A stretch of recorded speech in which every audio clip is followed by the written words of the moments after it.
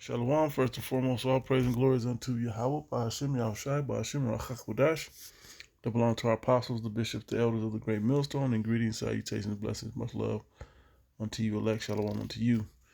Your brush required with a video, and it'll be real brief. And actually, I was going to read this in Sirach 6, but I'll read this first, and then I'll get it in a GNT. But it says, new study, right, confirms, all right, that just having a brother boosts mental health and self-esteem. And the reason why this is important and I'm bringing it out is because Call Allah Yahweh Bashim Yashai, meaning all praises to Yahweh Bashim Yashai, the name of the Heavenly Father and His only begotten Son.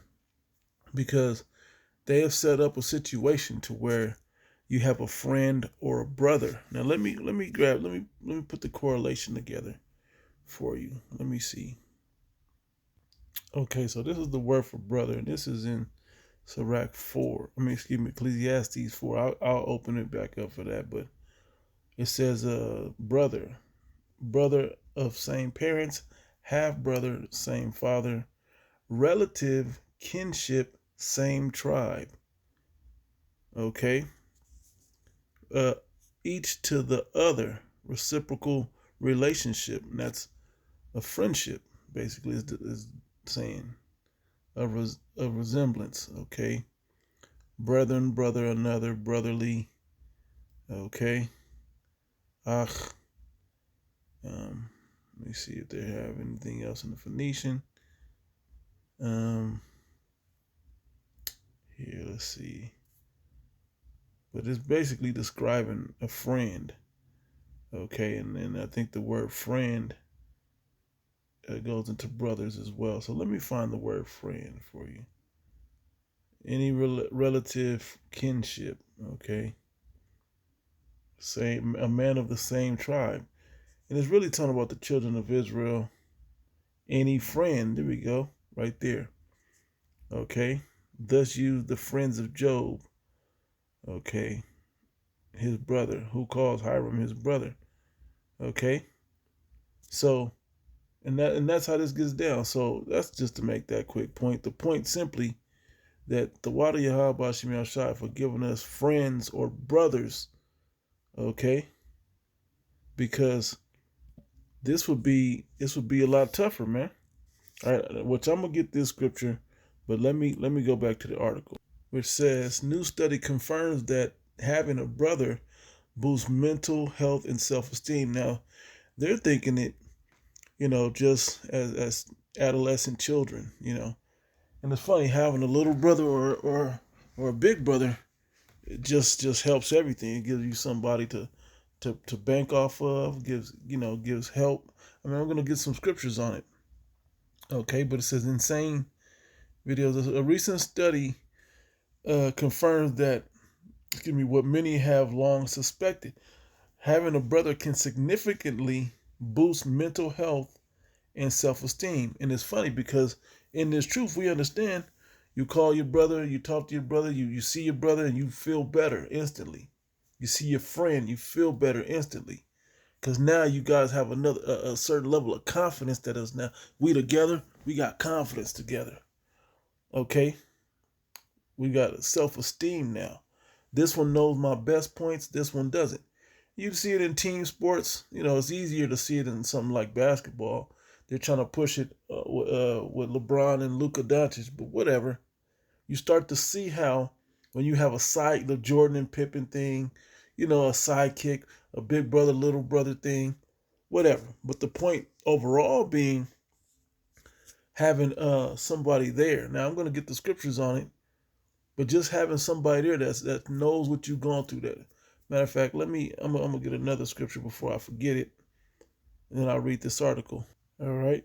So it says, researchers found that individuals with brothers tend to develop stronger emotional resilience, improved social skills, and a greater sense of self-worth. Okay? It's not because you're like, oh, well, he's no good, so I'm so good. But really, as the scriptures say, iron sharpeneth iron. Okay, so you use one another. Not only to use the word use, but you lean on one another to sharpen each other. Okay, then he came up with an idea I didn't come, that I hadn't thought of. Okay, now we have that idea. Now he shared it with me. Now we have that idea. Well, now I have experiences that he doesn't have. Let me share my experiences. Now we both have gained wisdom and knowledge from that experience that only I had, and now he can take that into going forward. Okay, so he don't make some of the mistakes that I may have made if I'm the elder, and so on and so forth. Okay, that's why when the scriptures talk about it, when I get it in Sirach, it'll speak about, and I'm not gonna go super deep with this, just throwing it out there, man. Appreciate the brothers you have around you, man, because we could be with one of these other Israelite camps where you see adultery and all kinds of crazy madness going on. Okay, not that to say it don't happen. It's just something that happens. But we've gotten to a point to where we're vetting brothers differently. We're putting brothers in situations to see if they're trustworthy. Okay, and when they prove themselves, hey, you've won a treasure. Okay. Anyway, it says one key reason is the unique bond shared between siblings. Brothers, and we share the same father, man, spiritually. We're able to use this spiritually. All right. Brothers often provide companionship, support, and even healthy competition, which can help shape confidence and problem solving abilities. And then I guess it went on further, but I didn't know, I was unable to read that one. Let me see if I can pull that one back up though. All right, I was able to get it. So it says, let me make it bigger for us. It says, whether through shared experiences, I didn't even know I was going to say all of that, playful rivalry, or simply having someone to rely on, this friend relationship fosters emotional stability, and that's what it said. I forgot what it said in the blue letter, but it was basically talking about a relationship, right? Fosters emotional stability. Additionally, the study suggests that brothers contribute to emotional intelligence, learn to navigate conflicts, express feelings, and support one another, creates a foundation for strong interpersonal relationships later in life. Okay, so going through this truth, man, going through this hell that we catch, hey, man, it's important that we have brothers, man. Okay, and that was a beautiful thing, that Yahweh Shemi Shah set up for us, man, to have this brotherhood. That's why we can't play it cheap. Okay, Ecclesiastes 4:1, or excuse me, 4:8. There is one alone, and there is not a second. Yea, he had neither child nor brother, yet is there no end of all his labors. Neither is his eye satisfied with riches. Neither saith he, for whom do I labor, and bereave my soul of good? This is also vanity, yea, it is a sore travail. Okay, it's not always good being alone, and brothers talking about being a lone wolf and all of this and that. Not to say that your circle has to be huge, but simply saying that you're not alone. And I even noticed, being here in Great Millstone and traveling to a few different camps or whatever. When you're around, the more brothers you're around, the spirit is stronger. It gets stronger because it's like a piece of it, almost like a piece of Yahweh Shai is there, a greater piece. Okay, with each piece that we have within us, a greater piece has now been built up in Yahweh Shai. Okay, within us, it's a beautiful thing. So two are better than one because they have a good reward for their labor, especially working together. Hey, back in the 80s, it's a funny thing, but back in the 80s, the alley-oop, which we all should know what that is in basketball, the alley-oop was one of the greatest plays because in passing, but you saw that it wasn't about the individual.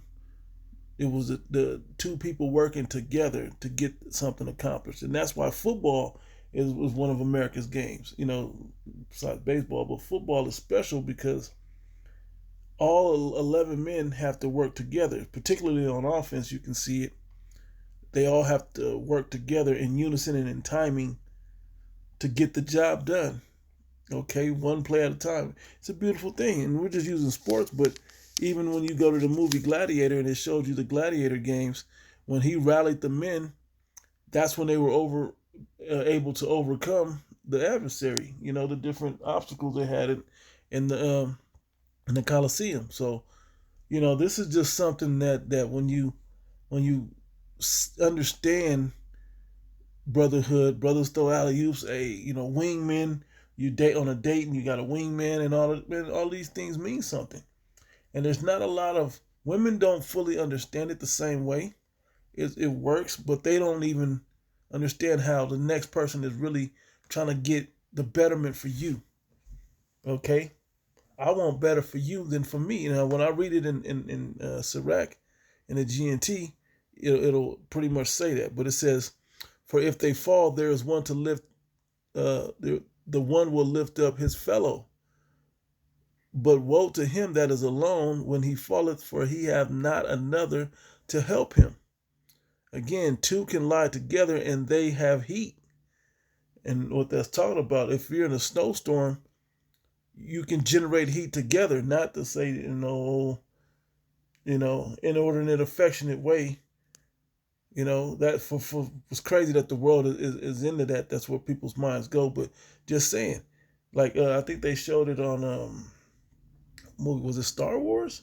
Luke and Han Solo kind of laid close together to get warm. Or he told him to climb in there. But it was a movie that I remember seeing that happened, where they had to lie together, and they wasn't on that, man. It ain't about that. When it's life or death, and man, you ain't worried about that. You worried about surviving. Said, but how can one be warm alone? Right? If one prevail against him, two shall withstand him, and a threefold cord is not quickly broken. Okay? Because it's not down to one. He's still got the strength of two, even when it's three. Okay? And it made me think of two or more gathered in my name. Okay? Not to say you can't have the spirit by yourself, but just simply saying it just gets stronger the more you have on the same mission, on the same accord. Okay? Now let's go to Sirach right quick. I'm gonna just read through it, but it's all good information, right? Sirach chapter 6. I'll start up at verse 1. And do not be an enemy when you should be a friend. Okay, when you need to be a friend to somebody, that's not when you kick somebody when he's down. That's what he does. Okay, that's what, when you go to actually Sirach the 12th chapter, 13th chapter, that's what he does. If you will, let me get it real quick. Yeah, verse 8, Sirach 12 and 8, Ecclesiasticus, right? It says, a friend cannot be known in prosperity, and an enemy cannot be hidden in adversity. In the prosperity of a man, enemies will be grieved, but in his adversity, even a friend will depart. Now, when you jump down, verse 16, yeah. An enemy speaketh sweetly with his lips, but in his heart he imagineth how to throw thee into a pit.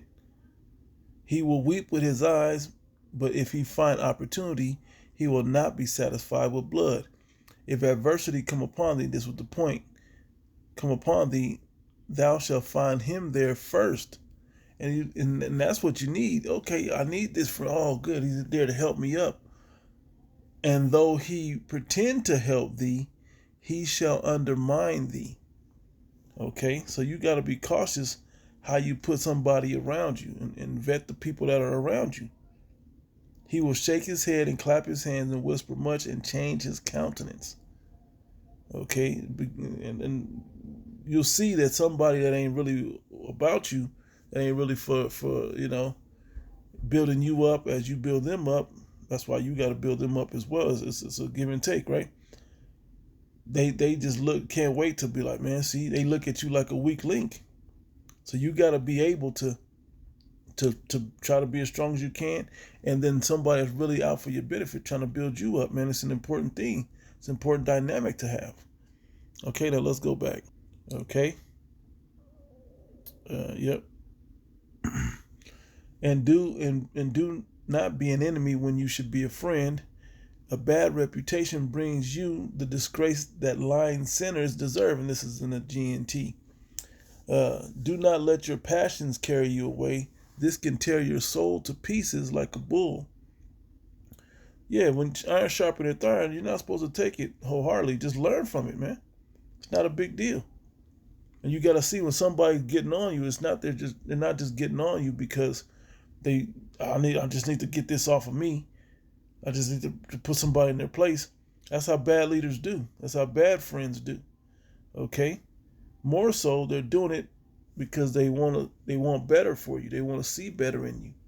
And if you can't emotionally understand, comprehend the difference, that's a problem, man. It's a big problem.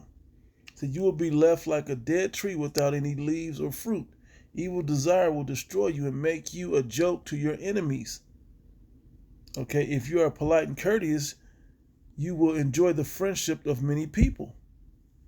Okay, exchange greetings with many, but take advice from only one person out of 1,000. When you make friends, don't be too quick to trust them. Make sure they have proved themselves. Okay, and that's important. And these are things that you routinely go back over. Hey, and you have friends in the world versus your brothers. Hey, things change when you come into the truth. Okay, so you got to be aware of that. Sometimes they don't, though. You know, they may not come into it. Hey, that don't mean you gotta throw the friendship away. It may be something that's meant to be there for a reason. But be mindful. Are they there to waste your time? Are they there to put you into another energy? Do you catch yourself caught up in a bunch of nigga music and nigga moments, hanging out with them or being around them? I know I can only be around people in the world, like people I know from the world, family or whoever, for only so long. And pretty much once the connection, action or whatever we're doing, event, whatever it is that we're doing, once that's over, it's pretty much time to move on. Okay? It says, you know what I mean? Like, you can't drink with everybody. You may be able to go eat with them, but you may not be able to stick around and drink. Okay? They always want to try to bring you back. And that's what it says in 1 Peter, the 4th chapter. They always look at something's wrong with you for turning to righteousness. Anyway, some people will be your friend only when it is convenient for them. But they won't stand by you in trouble. And see, that's how you vet them. That's how you prove a friend, right? Others will fall out with you over some argument and then embarrass you by letting everyone know about it. Okay, this is giving you the vetting process. The Bible is man, hands down. Okay, unmatched. It says, others will sit at your table as long as things are going well. They will stick to you like your shadow and give orders to your servants, but they will not stand by you in trouble. If your situation takes a turn for the worse, they will turn against you. And we're about to see this happen. Okay? We're about to see this happen. We're watching how everybody turned on the Sakari. We're going to watch how everybody continues to turn.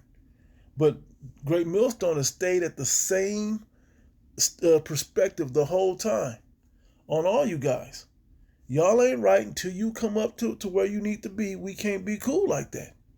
Period, point blank. That's why when you come into Great Millstone, there's a standard that you have to meet. Okay, criteria that you have to be beyond, but it's an integral thing as well, right?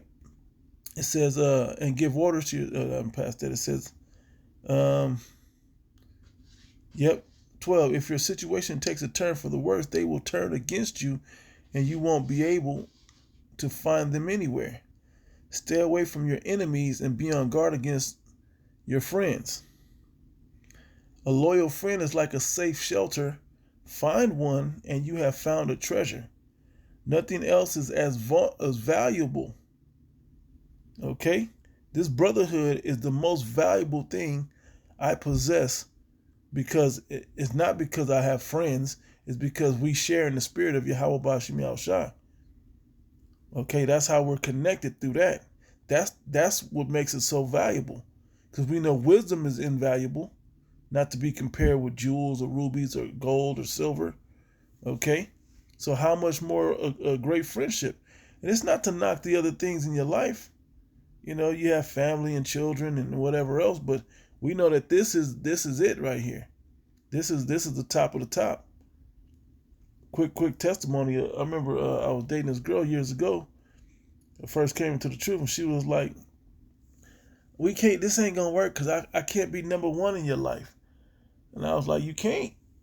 I said, "But you know, I mean, your brothers are over me, your God is over me, and your studying is over me." And I was like, "Yeah," and you know, and my children. I said, "I was like, in my children." She's like, "See, it's all these other things." I said, "Yeah, but after that, you could be number one after all. After those, I put those all in one thing. But you the first after that." You know. But I knew what she was really trying to get to, and that wasn't meant to last. That was over, which was fine.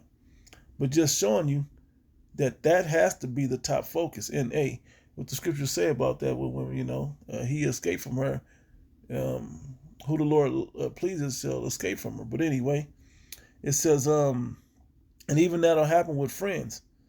You'll be in a situation where they're meant to do the right thing and they won't do it, and it'll be a deal breaker for you. Okay. And if, like, I got cousins right now that if they can't, you know, certain situations they couldn't make good, they couldn't make the right decision on simple things. Hey, I can't. That's family. That's blood, right? How much more a friend? Well, that's why this truth here is a bit different. Now you forgive them, but they don't know how to not be prideful. Man, it was you. Well, how come you? You know, the same way this guy over there that stepped back or whatever. Okay, is trying to. I'm gonna talk about y'all for the first majority of the video. Then I'm gonna address my things finally, and then downplay my things. Nah, man, that ain't how that's supposed to work. That's a worldly nigga attitude. Okay, you have to take this thing as, you know, as important. Like, I know I effed up, and like Elder Yashawamba said, yeah, and you may have a point, but not right now. Okay, yeah, you got a point, but that ain't, how come the point ain't ever came up? You should have made the point back when it was fresh, back when it made sense. Don't try to make it now. Don't hold on to it. So when you get rebuked to correct it now, no, well, what about? Well, that ain't what we're talking about right now. All right. Anyway, it says, 14 again. A loyal friend is like a safe shelter. Find one, and you have found a treasure. Nothing else is as valuable. There is no way of putting a price on it. A loyal friend is like medicine that keeps you in good health. Only those who fear the Lord can find such a friend. And if both of them are friends of the Lord or men of the Lord, hey, man, it's a beautiful thing, man. It's a beautiful thing. A person who fears the Lord can make real friendships, because he will treat his friends as he does himself. Okay? And that what two commandments hung all the law? Treat Yahweh Bashim Yahshua. Let me get it. It's always worth getting. Matthew 22, verse 36. Master, what is the great commandment in the law? Yahweh Shai said unto him, Thou shalt love the Lord Yahweh thy God with all thy heart and with all thy soul and with all thy mind. This is the first and great commandment, and the second is like unto it. Thou shalt love thy neighbor as thyself. On these two commandments hang all the law. Now let's see what that word neighbor means. Okay, here it is in 39. Go into it. All right, neighbor. Plesion, something like that. Let's see what we got. Neighbor, a friend. Okay, we already correlated neighbor with friend and friend with brother. Okay, any person where two are concerned, the other, thy fellow man, thy neighbor, according to the Jews, any member of the Hebrew nation and commonwealth.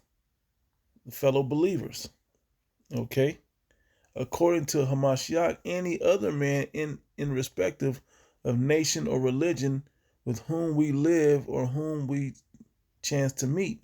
Yeah, and we should be good to all people the same way. It should just be a part of who you are. Okay, but don't be unwise about it. Okay, don't just give them license to run over you. Okay, as man, a countryman, Christian, or friend, near neighbor. Okay, that's the point. All right, let's go back. So this is how you have to treat it, man. The second is like unto it. Thou shalt love thy neighbor as thyself. Love thy brother, love thy friend as thyself. And that's the criteria the other way as well. Okay? That's the criteria in this thing. And if you don't love yourself, your friend is there to help show you how to do it. That's what we do here. And I'll get it real quick because it's quick. Amos.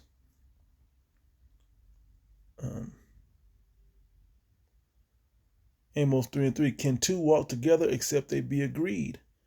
Okay? So it's important that you guys have an agreement on things, and you can't let them agreements be on negative things. The beautiful thing about the brotherhood is we agree upon the doctrine of Yahweh Ba'ashim Yahushai. Okay? Co-workers, you can treat it a certain way. You know, you can just figure that relationship out all the way down, but you have to walk together in some way, shape, or form. And I noticed even in the world, with your friends in the world, and you know, as you just get older, you start realizing these things that connected us, these pieces of a bridge, if you will, that connected us, they start getting thinner and they eventually break. And over time, they wither and so on and so forth. Eventually, till you got nothing to talk about. And my thing is, you know, like I said, I grew up playing basketball and all of that. So a lot of my friends play basketball. When it comes down to the last thing that you got is talking about basketball, yeah, the friendship is pretty much over because that's not how this began. We didn't only talk about basketball. We played basketball, and that was a health thing. And it also went into our personal lives because we used it as therapy to get through, you know, whatever personal situations we were going through. All right? As a form of therapy to release that physical exercise, right? To be able to deal with it. Okay? So these are things that you got to look towards. All right? Anyway, I ended with this precept here. And I'll start here and I'll jump up and read back down. Because this is a relationship here. Matter of fact, I will start at the top. 1 Peter 5:1. The elders which are among you I exhort, who am also an elder and a witness of the sufferings of Hamashiach, and also a partaker of the glory that shall be revealed. Feed the flock of Yahweh Ba'ashim Yahushai, which is among you, taking the oversight thereof, not by constraint, but willingly, not for filthy lucre, but of a ready mind, just because it's the right thing to do, not because you get paid back for it. Neither as being lords over Yahweh's heritage, but being examples to the flock. And that's the best thing you can be, and as an example to the next man. Okay? To your friend. Be that example, you know. Show them that this is how I do it, you know. And then if they come with a better way, hey, let's use your way.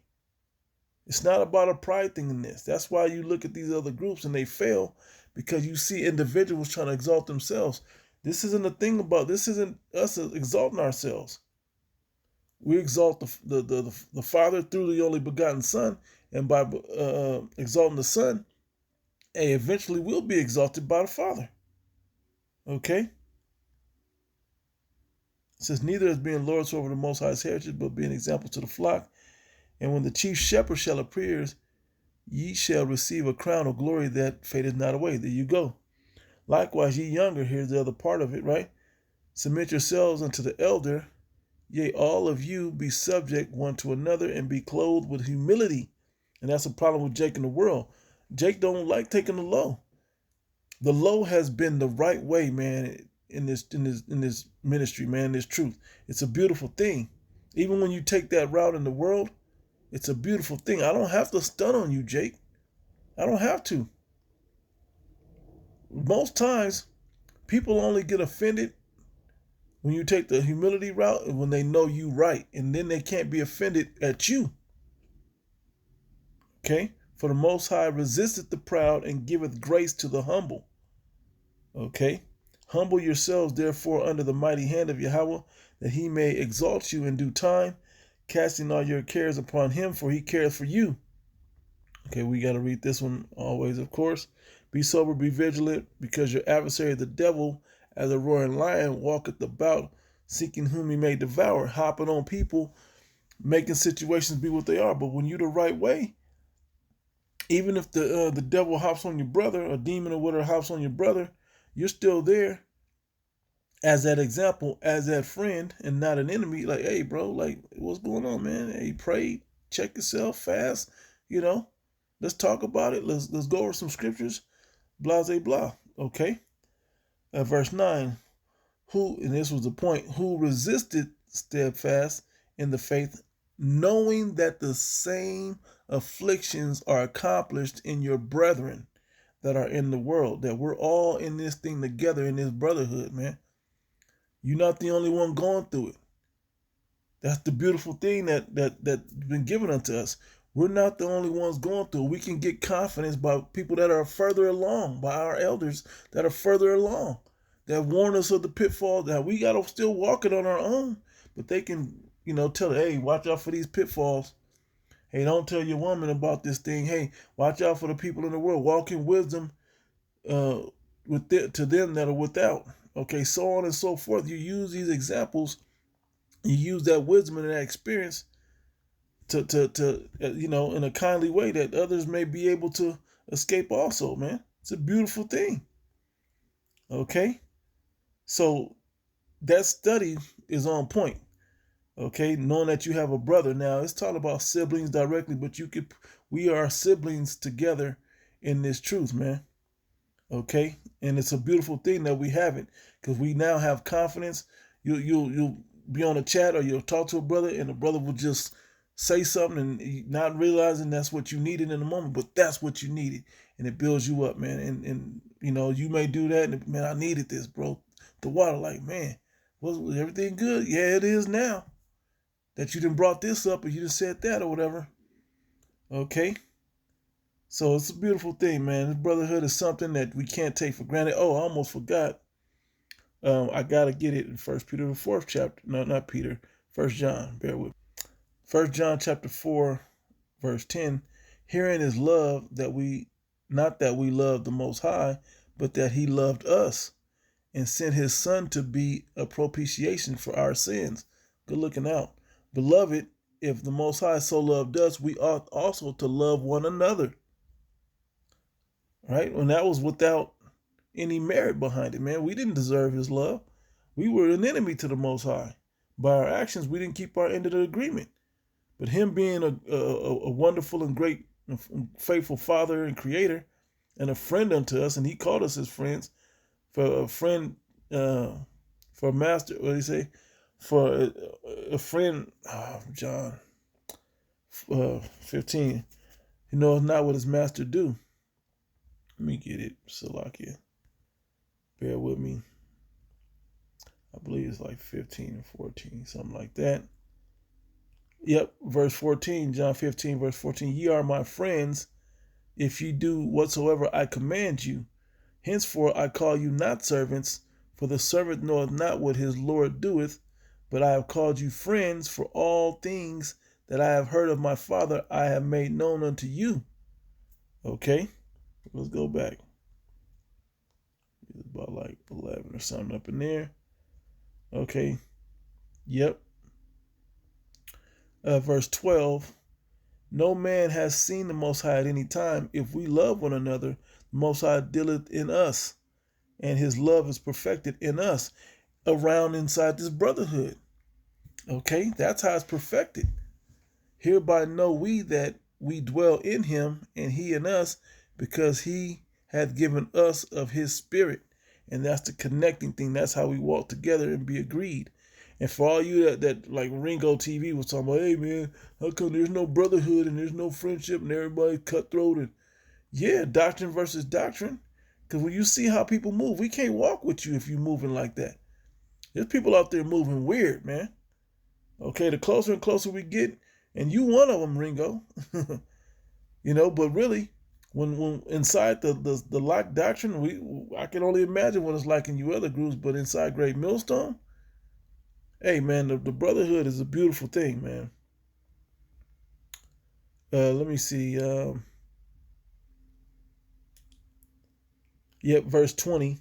If any man say, I love the Most High, and hateth his brother, he is a liar. For he that loveth not his brother, whom he hath seen, how can he love the Most High, whom he hath not seen? This is showing you if you're a brother or an enemy. Okay? If you don't love your brother, man, you're an enemy. Okay? Because you ain't about the spirit of Yahweh Shema. You're not working with the Most High through his only begotten Son. Okay? Anytime you get outed and you don't just take your lumps, but you want to out everybody around you, it's bigger than Nino Brown type moment. Hey man, all right, that ain't how this goes. Even if you hold back a little bit, that ain't what it's about. I say, and this commandment have we from him, that he who loved the Most High love his brother also. And so that's why we take this thing so seriously. That's why when you're in this thing, you have to understand how serious this is and how beautiful of a situation the Most High has allowed us to fight to the end for our faith through this thing, and how each one of us helped build and put a piece, okay, of armor, help show each other how to build this armor up to get through this thing, okay? And we have to stay connected in the spirit, man. Okay, it's a big thing, man. It's a big thing. The Most High gave us that comforter and having that connected to one another. Okay, it is, man, one of the greatest things that you could ever have, man. So make sure you love the brotherhood, man. You make sure that you're tending to the sheep and the flock, and Lord willing, we all make it through this thing, man. We keep each other strong. We keep each other sharp. Okay. And so I'm in it there, giving all praise and glory to Yahweh, Bashim Yashai, Bashim Chakodash, and to the next one, Shalom.